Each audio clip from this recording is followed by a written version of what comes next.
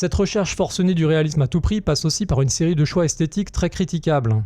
La cabane de ce nouvel Evil Dead, avec ses lignes géométriques nettes, semble beaucoup plus solide et propre que celle de 1981, dont les murs penchés, les planchers grinçants et les cloisons pourries menaçaient en permanence de s'effondrer. La maison, suintante de menaces, constitue en réalité un personnage à part entière, bien éloigné de cette nouvelle version plus réaliste et rassurante qui n'a finalement aucune personnalité. C'est vrai.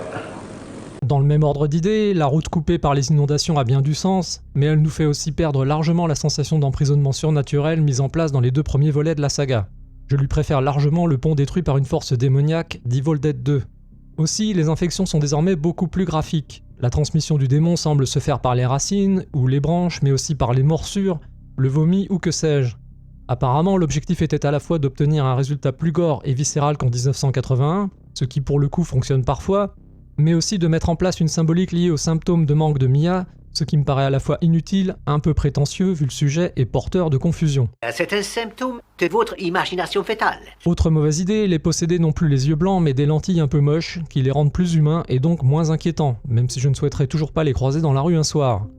Ils usent aussi d'un langage beaucoup plus salace et ordurier que dans l'original, qui renvoie directement à l'exorciste.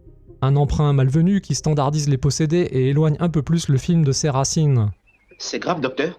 Ça peut l'être, on ne sait jamais. Enfin, les créatures maléfiques sont bien éloignées de la folie, des moqueries et des taquineries qui ont fait le charme des premiers films. Ici, point de danse macabre ou de grimace, la violence et la torture sont amenées de façon très directe, et même si les éruptions de violence fonctionnent parfois, elles ne sont pas franchement surprenantes.